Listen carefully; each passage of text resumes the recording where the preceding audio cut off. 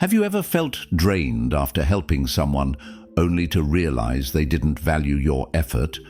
Or worse, have you noticed that some people seem to take advantage of your kindness without ever reciprocating? Pause for a moment and think about it.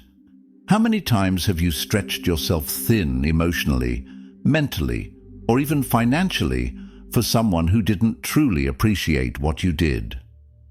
Maybe it was a friend who constantly leaned on you during tough times, but disappeared when you needed support. Or perhaps it was a family member who guilt-tripped you into helping them, only to leave you feeling exhausted and unappreciated. Now, here's the hard truth. Not everyone deserves your help. And sometimes, helping others can actually harm you. This isn't just a random opinion, it's a principle rooted in ancient philosophy, particularly Stoicism, which teaches us the importance of focusing on what we can control and letting go of what we can't. But why does this matter so much? Because helping others is supposed to be one of the most rewarding acts we can engage in. It's meant to bring joy, fulfillment, and a sense of purpose. Yet, if done without boundaries or discernment, it can lead to burnout, resentment, and even damage your relationships. Let me share something with you. Studies show that overextending ourselves for others, especially those who don't respect our limits, can lead to chronic stress and emotional fatigue. In fact, psychologists call this phenomenon compassion fatigue. It happens when we pour so much of ourselves into helping others that we forget to refill our own cup. And guess what? When your cup is empty, you're no longer able to help anyone, not even yourself. So, how do we fix this? How do we ensure that our kindness doesn't turn into self-sacrifice? The answer lies in understanding the types of people who drain us and learning to set healthy boundaries. Today, we're going to dive deep into 7 specific types of people you should stop helping right now. These insights are inspired by Stoic philosophy, a timeless framework for living a life of wisdom, resilience, and purpose. But before we get into the details, let me ask you a question. Have you ever stopped to consider why you help others? Is it because you genuinely want to make a difference? Or is it because you feel obligated, guilty, or afraid of being judged if you say no? Understanding your motivations is crucial, because true kindness comes from a place of strength, not fear or obligation. Throughout this video, we'll explore each type of person in detail, breaking down their behaviors, the impact they have on your life, and why continuing to help them might actually be doing more harm than good. You'll learn how to identify these patterns, protect your energy, and redirect your efforts toward people and causes that truly deserve your time and attention. By the end of this journey, you'll walk away with a clear roadmap for setting boundaries, reclaiming your power, and fostering healthier, more meaningful relationships. But more importantly, you'll feel empowered to prioritize your well-being without feeling guilty or selfish. After all, you can't pour from an empty cup, and taking care of yourself isn't just an act of self-love. It's an act of service to the world around you. Are you ready to transform the way you approach helping others? Let's dive in and uncover the first type of person you need to reconsider helping. Type 1. The energy vampire. Energy vampires are individuals who consistently drain your emotional reserves without offering anything in return. They thrive on drama, negativity, and constant validation, leaving you exhausted and depleted after every interaction. But what makes them so dangerous isn't their behavior, it's our tendency to enable it. At its core, an energy vampire operates from a place of scarcity. Their insatiable need for attention stems from unresolved insecurities or unmet needs, which they project onto others. When you engage with such a person, you're essentially feeding their cycle of dependency rather than addressing the root cause of their behavior. Over time, this dynamic creates an imbalance in your relationship, where you give far more than you receive. Understanding the concept of emotional labor is key here. Emotional labor refers to the invisible work we do to manage other people's feelings and maintain harmony in social situations. While some level of emotional labor is inevitable in any relationship, excessive amounts can lead to burnout. The problem arises when we confuse compassion with obligation, believing that saying no would somehow make us selfish or uncaring. From a Stoic perspective, it's crucial to recognize that external factors, including other people's emotions, are beyond our control. What we can control is how we respond to them. By setting firm boundaries with energy vampires, you protect your inner peace and prevent unnecessary suffering. Remember, true kindness doesn't mean sacrificing your own well-being. It means fostering mutual respect and accountability. So if you find yourself constantly dreading interactions with someone because they leave you feeling drained, it might be time to reevaluate whether helping them aligns with your values, or if it's merely enabling their destructive patterns. Type 2. The chronic victim. Chronic victims view themselves as perpetual sufferers, blaming external circumstances or other people for their problems. While empathy is essential, repeatedly rescuing someone from self-imposed challenges does more harm than good. It reinforces their belief that they lack agency and perpetuates a cycle of learned helplessness. This mindset is deeply ingrained in human psychology. Studies show that individuals who adopt a victim mentality often struggle to take responsibility for their actions, fearing failure or judgment. As a result, they seek out enablers, people willing to shoulder their burdens, rather than confronting their fears head-on. Unfortunately, this dynamic prevents personal growth and fosters resentment between both parties. Stoicism teaches us that adversity is not something to avoid, but an opportunity to cultivate resilience. By shielding chronic victims from discomfort, we rob them of the chance to develop strength and independence. Moreover, we risk losing sight of our own priorities, as their endless crises overshadow our goals and aspirations. To break free from this pattern, it's important to differentiate between genuine support and enabling behavior. Offering guidance or encouragement is valuable, but solving someone else's problems for them undermines their ability to learn and grow. Instead, challenge them to reflect on their choices and take ownership of their lives. True empowerment comes from within, not from external intervention.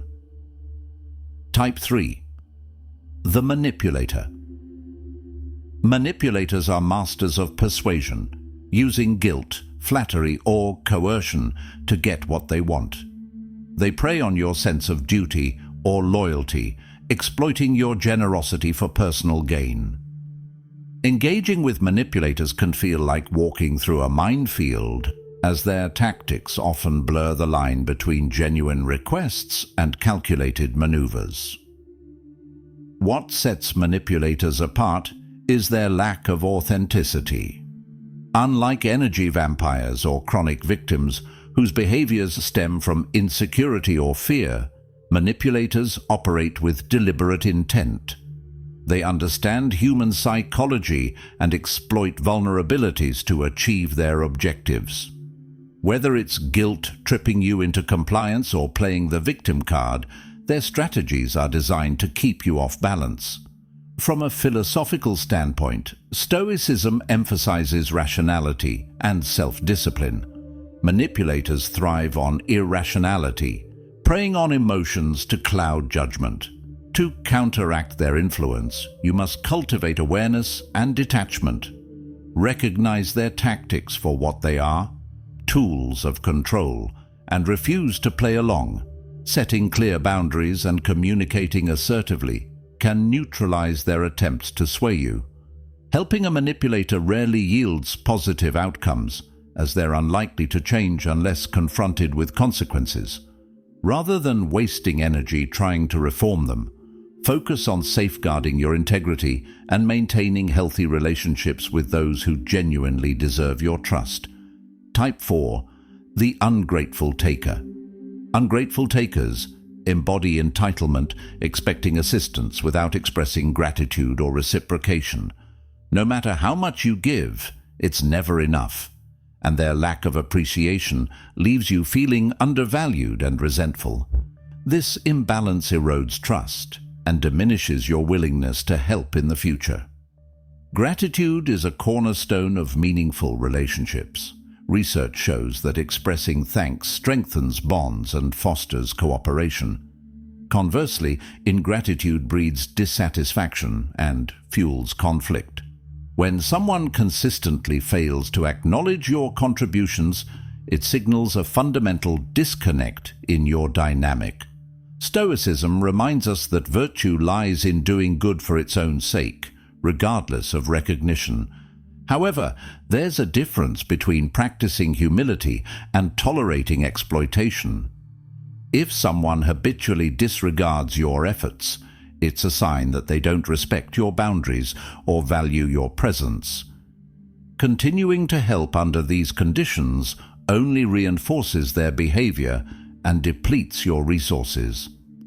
To address this issue, consider implementing a policy of reciprocity.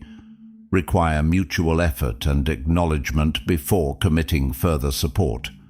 Doing so ensures that your generosity benefits both parties equally and discourages one-sided transactions. Type 5. The saboteur. Saboteurs undermine your success, either consciously or unconsciously, by criticizing your achievements or creating obstacles. Helping them can feel like pouring water into a leaky bucket. No matter how hard you try, progress remains elusive. Their motivations vary, ranging from jealousy to insecurity. Regardless of intent, saboteurs disrupt your momentum and chip away at your confidence. Allowing their negativity to infiltrate your life compromises your potential and stifles your growth. According to Stoic principles, external opinions hold no intrinsic value unless they contribute to your development. Criticism, when constructive, serves as a catalyst for improvement. Destructive criticism, however, serves no purpose and should be dismissed accordingly. Surround yourself with individuals who uplift and inspire you, rather than those who drag you down. By distancing yourself from saboteurs, you reclaim control over your narrative and create space for authentic connections. Prioritize relationships that nurture your ambitions and celebrate your victories. Type 6. The toxic positivity pusher. Toxic positivity pushers dismiss real emotions and struggles, insisting that everything will magically improve if you just stay positive. While optimism has its place, denying legitimate pain or hardship invalidates your experiences and creates additional stress. This approach stems from a misunderstanding of emotional health. Suppressing negative emotions doesn't eliminate them, it amplifies them. When someone insists you suppress your feelings in favor of forced positivity, they hinder your ability to process and heal. Over time, this leads to emotional exhaustion and a sense of isolation. Stoicism advocates for embracing reality, even when it's uncomfortable. Acceptance of life's challenges is a prerequisite for growth. By rejecting toxic positivity, you honor your emotions and create space for genuine healing. Encourage open dialogue and vulnerability, instead of masking pain with superficial platitudes. If someone consistently pressures you to ignore your struggles, it's time to distance yourself. Authentic support acknowledges pain and works towards solutions, not denial. Type 7. The entitled friend. Entitled friends expect unconditional support without reciprocating effort. They prioritize their needs above yours, assuming you'll always be available to assist them. This dynamic fosters resentment and imbalance as your contributions go unnoticed or unappreciated. Entitlement often stems from a lack of self-awareness. these individuals fail to recognize the effort required to maintain relationships, taking your presence for granted.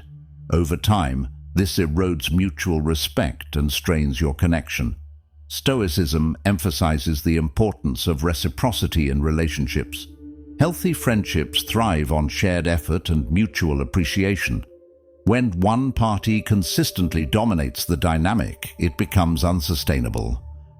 To restore balance, communicate your expectations clearly and establish boundaries. Require equal participation and accountability. By addressing entitlement early, you preserve the integrity of your relationships and ensure they remain fulfilling and equitable. Conclusion: empowerment through boundaries. As we conclude this exploration of the 7 types of people you should stop helping, remember that setting boundaries isn't selfish, it's necessary. Protecting your energy allows you to invest in meaningful relationships and pursue your goals with clarity and purpose. Each type we discussed highlights a common pitfall in interpersonal dynamics. By recognizing these patterns, you empower yourself to make intentional choices about whom you help and how. Stoicism teaches us that true strength lies in self-discipline and rational decision-making.